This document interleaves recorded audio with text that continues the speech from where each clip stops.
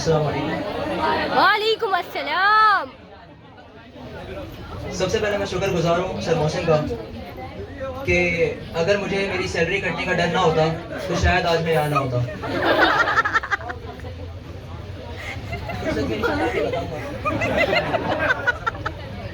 उसके बाद शुक्रिया अदा करना चाहता हूँ अंजार का कि अपनी उसने ये दुख भरी कहानी मुझे सुनाई और आपका वक्त ज़ाया करने का मुझे मौका दिया। आखिर में अगर किसी को पसंद आए तो उसे ही पीटिएगा। भाई बच के रहना। तकरीर का उन्वान है हिला के रख दिया। ओए होए। अब ये नहीं मालूम कि स्टेज चलेगा या आप लोग और कुछ मिलेगा इस दफा। ओए होए। कल रात डेंगी ने मुझे काटा, ये उसका जुनून था। तो उसने काटा तो उसके जनाजे में क्या हुआ था? आप पढ़ाने तो नहीं पहुंचे थे। बहरहाल कल रात डेंगी ने मुझे काटा, ये उसका जुनून था। मैंने खुजली की, इसमें मेरा सुकून था। फिर जानबूझकर भी मैंने उसे नहीं मारा क्योंकि उसकी नसों में मेरा ही तो खून था। क्या बात है। ओए होए। अम्मा उसकी महंगी काली, अब्बा उसका गूंगा था।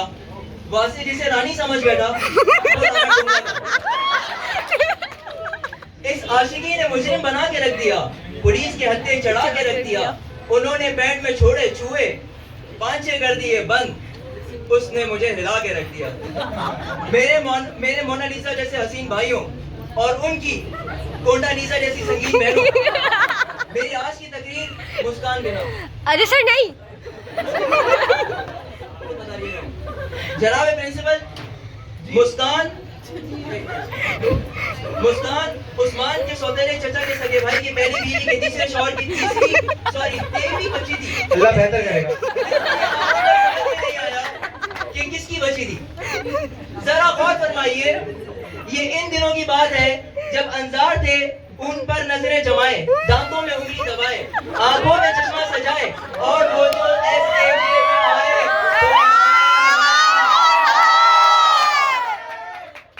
उसने उनको देखा, उन्होंने दूसरी तरफ देखा। वो जो मुस्कुराया, उन्होंने मुंह बनाया, लेकिन जब वो खिलखिलाया तो टिक टिक का पान मसाला हम दोनों ने खाया, बड़ा मजा आया। फिर उसने मारा डोला, होने वाला था कोई रोला, लड़की थी या कोका कोला, हाय मेरे मौला, हाय मेरे मौला। जुल्फे उसकी गीली गीली, साड़ी उसकी ढीली ढीली, चाल थी उसकी ढीली ढीली। मेरे ख्याल में उसके पास पेचकस नहीं था। वो पेचकस ढूंढते ढूंढते मुझे देखकर छलकाई, प्यार की विंग माहिया, लठेली चादर उठे सलेटी रंग माहिया। क्या बात है। अब यही अजान दिल में कुछ यूं बस गई जिस तरह छोटे से रक्शे में आबिदा परवीन फंस गई। फिर गौर की बात, पहली मुलाकात हुई, दोनों एक दूसरे के इतने करीब आते हैं जिस तरह आटे को देखकर गरीब आते हैं। वो आगे बढ़ी, उसने आयतल कुर्सी पढ़ी।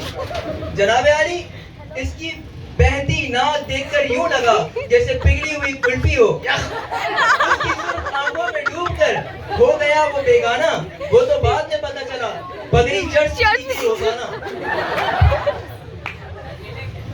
वो बोला मेरी जुल्फों को नरमी से छू लो वरना पापी छू लो। वो बोली नीला पीला रंग न कर पप्पू यार तंग न कर। उसे मना ले, रियो बिस्किट लेकर गया वो छत के ऊपर। वो बोली प्यार मोहब्बत से भी ऊपर। अब ना वो इकरार करती है ना वो इनकार करती है, अंजार के सपनों में आकर उस्मान से प्यार करती है। ये कॉन्फेशन यही जल्दी है। इसके बाद मुझ पर आया हुआ कि खांसी की दवा वक्त पर ना हो तो टीबी बन जाती है, महबूबा वक्त पर ना बदलो तो बीवी बन जाती है। अच्छा, कोई भी मेरे घर में ना सुना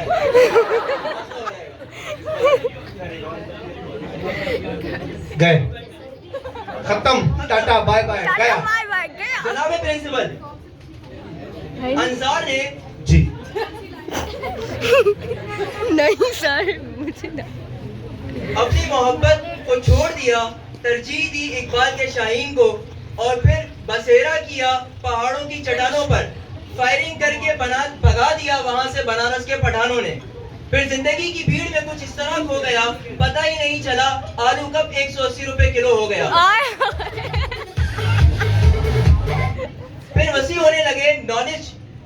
उसने दाखिला ले लिया फार्मेसी कॉलेज, और यहाँ पर आने के बाद उस पर आया हुआ इस माशरे में कोई लड़की खांसे तो सुगड़पन और लड़के खांसे तो दमे के मरीज। क्लास में लड़का सवाल पूछे तो ओछा ओछा। और लड़की सवाल पूछे ओ अच्छा। एक्सटर्नल एग्जामिनर के पास लड़की जाए तो आई वाह, और हम जाए वेरी टफ वाह। लड़की जुल्फे लहरा के आए तो शिल्पा शेट्टी, हम जेल भी लगाए और लड़की कैटवॉक करे तो हक, हम करे तो हमारी मर्दानगी में शक। हकीकत तो ये है कि औरत के मुकाबले में मर्द हमेशा ज्यादा हसीन होता है। यकीन नहीं आता तो मुर्गे को देखो, शेर को देखो, मोर को देखो, या फिर हमारे तहा वयानी को देखो। इस वाक़ये के बाद वासे घर गया और मास्टर के मोर्टी फॉर्म पर सो गया। क्या बात सुबह है। उठा तो एक खत उसके नाम भिजवाया गया था, उसे जगह बुलवाया गया था। वहाँ बैठा किसी का प्यो था, वासे का इंटरव्यू था। वासे से पहला सवाल, आप वासे हैं? वासे ने कहा नहीं, करिश्मा कपूर हूँ। इससे दूसरा सवाल, आपके भाई की दाढ़ी। आपके भाई की दाढ़ी। आपके भाई के पूछे हैं, आपकी नहीं। वो बोला अब्बू पे गया है वो और मैं अम्मी पर। उससे तीसरा सवाल कि न्यूज चैनल देखकर आप इतना परेशान क्यों होते हैं? उसने कहा इसलिए कि एक्सप्रेस न्यूज वाले ये कहकर सबको डराते हैं कि जो सब छुपाते हैं वो हम दिखाते हैं। इससे चौथा सवाल, शादी में दुल्हन को घूंघट में क्यों रखते हैं? उसने कहा इसलिए कि किसी के मुंह से ये ना निकल जाए, ओए ये तो मेरी वाली है।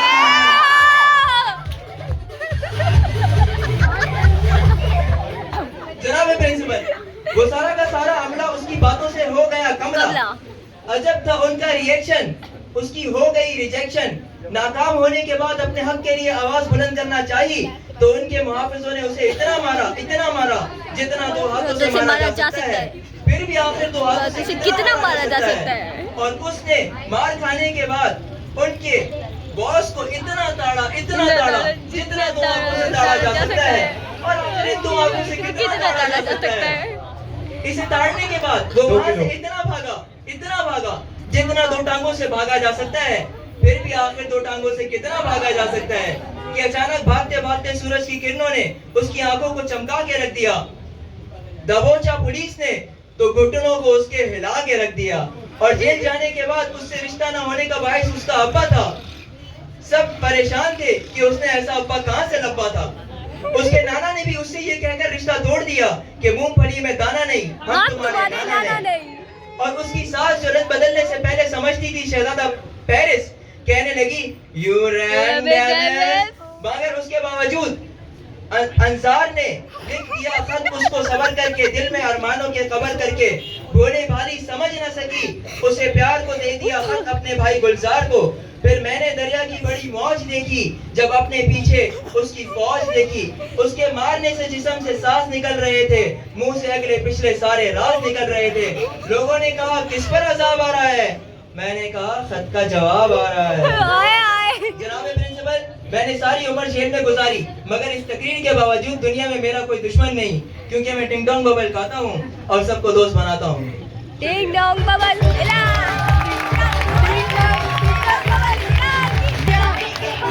इन दोनों को बुलाया।